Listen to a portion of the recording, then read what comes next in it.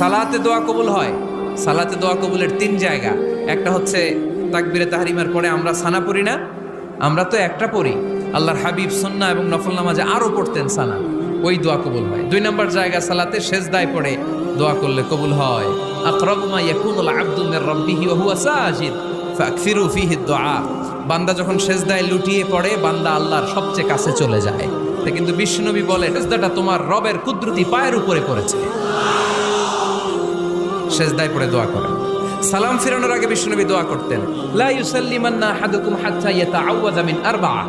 আল্লাহর হাবিব বললেন, 4 জিনিস থেকে পানাহানা আছে, আমার কোন উম্মত যেন সালাম না ফিরায়। তারা যেন পড়ে, আল্লাহুম্মা ইন্নী আউযু বিকা মিন আযাবিল কবর, আউযু বিকা মিন আযাবি জাহান্নাম, আউযু বিকা মিন ফিতনাতিল মাহইয়া ওয়াল মামাত, আউযু বিকা মিন ফিতনাতিল মাসিহিদ দাজ্জাল। আল্লাহ কবরের আযাব থেকে বাঁচাও, আল্লাহ জাহান্নামের আগুন থেকে বাঁচাও, আল্লাহ জীবন